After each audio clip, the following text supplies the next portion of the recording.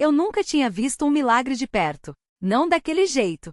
A gente ouve falar, claro, nas reuniões, nos testemunhos que os irmãos dão, mas é diferente quando acontece bem na sua frente, tão perto que você sente o cheiro do suor da pessoa, ouve a respiração dela mudar. Foi assim com o irmão João. Eu cheguei cedo naquele domingo, como sempre. O sol ainda não tinha subido direito, e o orvalho molhava a grama do lado de fora do salão. A irmã Maria já estava varrendo o chão de terra batida, e o irmão Paulo arrumava as cadeiras de madeira, alinhando-as direitinho, como se Deus fosse medir com régua. Eu ajudei a estender os panos brancos nas mesas para a Santa Ceia, passando a mão para tirar as rugas. O salão cheirava a café coado e a pão caseiro que as irmãs tinham trazido. O irmão João chegou logo depois, empurrado pelo filho mais velho, o Davi. Ele estava na cadeira de rodas há quase 10 anos, desde que um acidente na roça tinha quebrado as costas dele. Eu conhecia a história porque a minha mãe contava. João era um homem forte, trabalhador, até o dia em que o trator virou em cima dele. Os médicos disseram que ele nunca mais andaria. Mas João não era de reclamar. Sempre vinha aos cultos, sorrindo, apertando a mão de todo mundo, mesmo com as pernas finas como vara de pescar debaixo do cobertor que a esposa dele, Dona Ana, colocava no colo. Aquele dia, porém, tinha algo diferente. João estava quieto demais. Não cumprimentou ninguém quando entrou, só ficou olhando para frente, como se estivesse ouvindo uma voz que só ele escutava. Dona Ana, que geralmente sentava ao lado dele, dessa vez ficou atrás com as mãos cruzadas, os dedos brancos de tão apertados. Eu notei, mas não perguntei nada. Às vezes a gente sente que não deve mexer. O culto começou como sempre. Os hinos, a leitura da Bíblia, a oração em silêncio. O irmão José, que estava dirigindo, pediu para todos se ajoelharem. Eu me ajoelhei no chão duro, sentindo as pedrinhas furando meus joelhos através da saia. Foi então que ouvi um barulho estranho, como um suspiro fundo vindo do fundo do salão. Levantei a cabeça só um pouco e vi o irmão João se mexendo na cadeira. Ele estava com os olhos fechados, a testa enrugada, e as mãos tremiam no colo. De repente, ele abriu os olhos.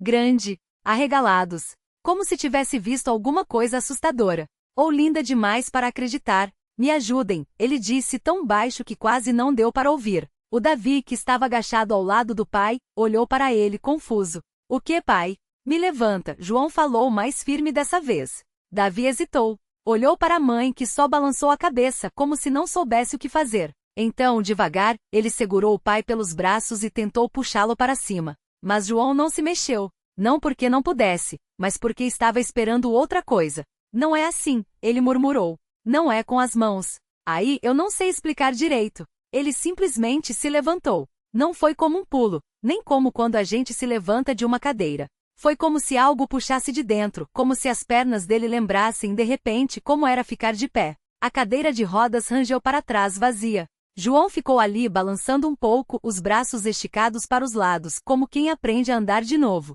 O salão ficou em silêncio. Nem uma criança choramingou, nem um banco rangeu. Só se ouvia a respiração dele pesada, como se tivesse corrido uma maratona. Depois, Dona Ana gritou. Não foi um grito de susto, mas de algo que doía e aliviava ao mesmo tempo. Ela correu para ele, segurando pela cintura, como se tivesse medo que ele caísse. Mas João não caiu. Ele só ficou ali de pé, com os olhos cheios d'água, olhando para as próprias pernas, como se não acreditasse que eram dele. Glória a Deus, alguém sussurrou. E então, como se fosse um sinal, todo mundo começou a chorar. Até os homens. Até eu. Não era choro de tristeza, nem daquele tipo que a gente faz quando alguém morre. Era outra coisa. Era como se alguma coisa que estava muito apertada dentro da gente de repente solta-se. O irmão José tentou continuar o culto, mas não tinha jeito. Todo mundo só queria tocar no irmão João, abraçá-lo, sentir que aquilo era real. Eu me aproximei também com medo de estar sonhando. Cheguei perto e toquei no braço dele. Estava quente. Firme. Ele olhou para mim e sorriu. Um sorriso que eu nunca tinha visto nele antes, como se tivesse engolido o sol. O senhor sentiu alguma coisa?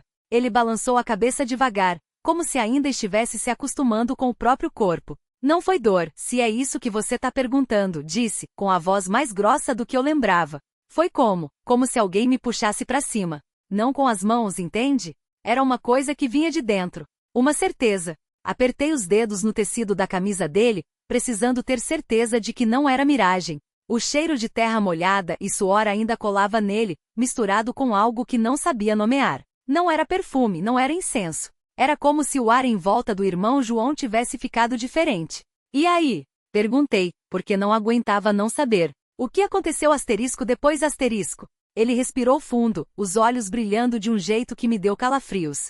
Depois eu vi a luz. Não aquela luz que a gente fala nos sermões, não. Era maior, era asterisco tudo asterisco. E dentro dela tinha vozes. Não gritando não. Falando junto como um coro, mas cada uma dizia uma coisa diferente. E eu entendia. Eu entendi asterisco tudo asterisco. Uma mulher ao lado soluçou alto, e o irmão João virou a cabeça para ela, como se só então lembrasse que não estávamos sozinhos. O barulho do culto tinha virado um murmúrio confuso, pessoas se abraçando, outras de joelhos no chão de terra batida. Alguém cantava baixo, um hino que eu não reconhecia. Mas aí, ele continuou baixando a voz, eu ouvi asterisco uma asterisco voz. Só uma. E ela disse, asterisco não é sua hora asterisco. Fiquei parado com a boca seca. Não era medo. Era como se alguém tivesse jogado um balde de água gelada nas minhas costas. E aí? Repeti, quase sem som. Aí eu voltei, ele disse, simples assim. Abri os olhos e estava deitado no mesmo lugar. Só que o céu estava diferente. As cores, não sei explicar. Era como se o mundo inteiro tivesse sido lavado. Olhei para trás, procurando o irmão José. Ele estava sentado no banco da frente, com a cabeça entre as mãos, balançando para frente e para trás. Não estava chorando. Parecia mais, atordoado. Como se tivesse levado um soco no estômago. E agora? Perguntei, porque era a única coisa que me vinha à cabeça. O que a gente faz agora? O irmão João me olhou de um jeito que fez meu peito doer. Não era tristeza. Não era alegria. Era algo que eu nunca tinha visto em nenhum rosto antes. Agora a gente espera, ele disse. Porque isso aqui não acabou. Isso aqui nem começou direito. E foi aí que eu notei, as mãos dele. Os dedos, que sempre foram grossos e cheios de calos de tanto trabalhar na roça, estavam diferentes. As unhas não tinham mais terra embaixo. E nas palmas, onde a pele sempre foi áspera, agora tinha duas marcas. Não eram cicatrizes. Não eram queimaduras. Eram como se algo tivesse asterisco saído asterisco dali. Duas formas escuras quase perfeitas que pareciam se mover quando eu pisquei. Você tá vendo isso? Perguntei, apontando sem querer. Ele fechou as mãos devagar, como se estivesse guardando um segredo. Todo mundo vai ver, murmurou. É só questão de tempo. Foi quando o primeiro grito veio de fora. Não era de alegria. Não era de dor. Era de medo. E então as luzes se apagaram. A escuridão caiu de repente, como se alguém tivesse jogado um pano preto sobre o mundo. Não foi um apagão comum, sem estalidos, sem o zumbido dos fios se rompendo. Só o silêncio denso sufocante e aquele grito lá fora, que agora se multiplicava em outros, mais agudos, mais desesperados. Meu coração bateu tão forte que doeu. Respirei fundo, tentando me segurar, mas as mãos tremiam. O vovô não se mexeu. Continuou ali parado com as palmas ainda fechadas, como se estivesse rezando ou esperando. A luz da lua entrava fraca pela janela quebrada, desenhando sombras esticadas no chão de terra batida. Vovô, minha voz saiu rouca. O que tá acontecendo? Ele não respondeu.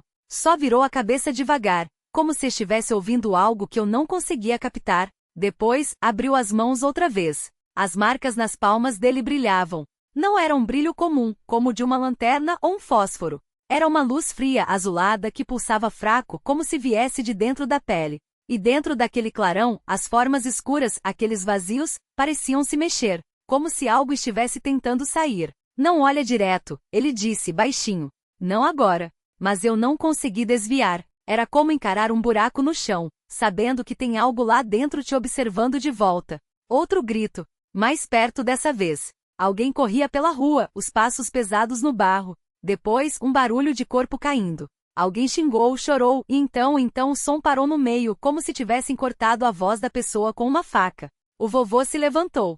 Os ossos estalaram, e por um segundo, pensei que ele fosse cair. Mas ele se endireitou, mais alto do que eu lembrava, e foi até a porta. Não tinha medo. Não tinha pressa. Vovô, não sai. Agarrei o braço dele, mas a pele estava quente demais, quase queimando. Ele não se soltou. Só colocou a mão por cima da minha, apertou uma vez e saiu. A rua estava um caos. Vultos correndo, uns tropeçando nos outros. Algumas casas tinham velas acesas, mas a maioria estava escura, como se as pessoas tivessem apanhado medo e trancado junto com elas. No meio da confusão, vi a Dona Maria, a vizinha, agarrada no portão, os olhos arregalados. Ela apontava para algo atrás de mim. Virei devagar. No centro da rua, onde a poeira ainda dançava no ar, tinha uma figura. Não era uma pessoa. Não era um animal. Era uma silhueta alta, magra demais, com membros que pareciam dobrar errado, como galhos secos no vento. Não tinha rosto, só um espaço liso, escuro, onde deveria ter olhos, nariz, boca. E estava olhando pra gente. Ou melhor, estava olhando asterisco pra ele asterisco. O vovô deu um passo à frente.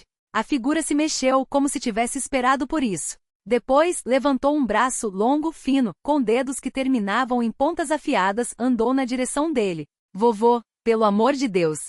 Ele não me ouviu. Ou não quis ouvir. Caminhou até ficar bem na frente daquilo, tão perto que eu achei que a coisa ia arrancar a carne dele. Mas não arrancou. Só ficou parada como se os dois estivessem se reconhecendo. E então o vovô abriu as mãos de novo. As marcas nas palmas dele brilharam mais forte. A figura se inclinou como se fosse beijá-las. E quando encostou? Um som. Não era um grito. Não era uma palavra. Era um ruído que veio de dentro da minha cabeça, como se alguém tivesse rasgado um pedaço do meu pensamento. Senti as pernas fraquejarem. Caí de joelhos e mesmo assim não consegui tirar os olhos dali, porque as marcas nas mãos do vovô não estavam mais vazias. Agora tinha coisas dentro delas. Coisas que se mexiam. Coisas que olhavam para mim. O vovô não se mexeu. Nem mesmo quando as primeiras sombras saíram rastejando das suas palmas, finas como fios de fumaça, mas com um brilho úmido que não era natural. Elas se esticaram no ar, hesitantes a princípio, como se testassem o peso de si mesmas. Depois, com mais confiança, começaram a subir em direção ao seu rosto. Eu deveria ter corrido, ou pelo menos fechado os olhos. Mas estava paralisado, a boca seca, os dedos cravados na terra fria do quintal. Cada sombra que saía das mãos dele parecia carregar algo dentro, alguma coisa pequena e viva, que pulsava como um coração preso em teia de aranha. O vovô respirou fundo. Um som rouco, como se estivesse engolindo vidro. Não olha, menino, ele disse, mas não era para mim. Era para coisa que ainda estava ali, imóvel diante dele como se esperasse permissão. Eu não conseguia obedecer. Não conseguia desviar o olhar daquelas marcas nas palmas dele, agora abertas como duas bocas escuras. Dentro delas as coisas se contorciam. Algumas tinham olhos pequenos, redondos, brilhantes como contas de rosário molhadas. Outras pareciam só bocas ou garras ou pedaços de pele esticada sobre ossos que não deveriam existir. E todas olhavam para mim. Uma delas se solitou. Desceu devagar pela mão do vovô, como uma lagarta, até chegar nos seus dedos. Lá, parou. Esticou-se. E então, com um movimento rápido demais para algo tão pequeno, pulou no chão entre nós. Não fez barulho ao cair. Só ficou ali tremendo, como se estivesse se acostumando com o ar. Depois começou a rastejar na minha direção. Eu recuei, mas não tinha para onde ir. As minhas costas bateram no tronco da goiabeira, e a casca áspera arranhou a minha camisa. A coisa parou a uns 30 centímetros dos meus pés. Ergueu a parte da frente, se é que aquilo tinha frente, e ficou imóvel, como se me estudasse. Não era um bicho. Não era nada que eu já tivesse visto. Parecia feito de pedaços costurados à pressa. Um olho aqui, um dente ali, um trecho de pele enrugada que se mexia sozinha. E no meio daquele amontoado, algo que podia ser uma boca se abriu. Não saiu som. Só um cheiro doce e podre ao mesmo tempo, como fruta estragando dentro de um armário fechado. Não machuca, o vovô falou, a voz mais firme agora. Só quer ver. Eu não queria que nada me visse.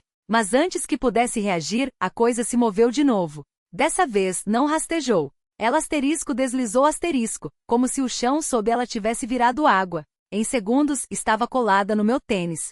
Senti o frio antes de qualquer outra coisa. Um frio que subia pela perna, como se alguém tivesse jogado gelo seco dentro da minha pele.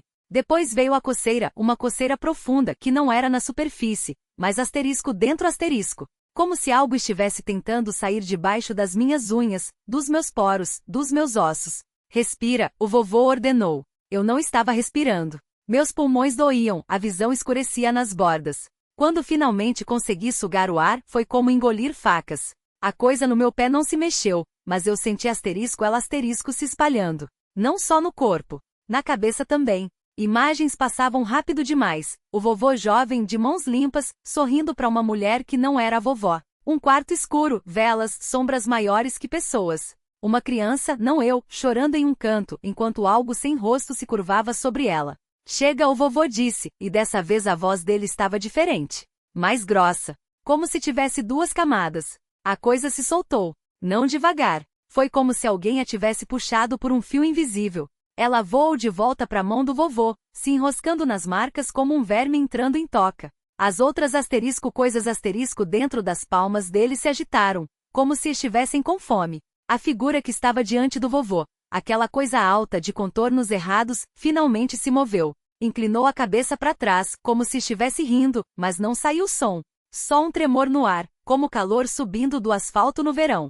Depois ela esticou um braço. Não um braço de verdade. Era mais como um tentáculo de fumaça com algo brilhante e úmido na ponta. Encostou na testa do vovô. Ele não resistiu. Só fechou os olhos e deixou. Quando o braço se afastou, as marcas nas palmas do vovô estavam vazias de novo. As coisas tinham sumido. A figura também começou a desaparecer, desmanchando nos cantos da sala como tinta derramada na água. O cheiro de mofo e terra úmida ficou mais forte por um segundo, depois se foi junto com ela. Vovô abriu os olhos devagar, como se acordasse de um sonho pesado. Respirei fundo, mas a garganta ainda doía de segurar o grito. Ele olhou para mim, depois para as próprias mãos, virando-as como se não reconhecesse mais as linhas da pele. Tá tudo bem, menino, disse, a voz rouca. Ela só veio buscar o que era dela. Não perguntei o que era ela. Não perguntei o que tinha sido dela. Só me aproximei e peguei a mão dele, que estava fria, mas não tanto quanto antes. As marcas nas palmas agora eram só sulcos secos, como cicatrizes velhas. A gente precisa sair daqui, falei.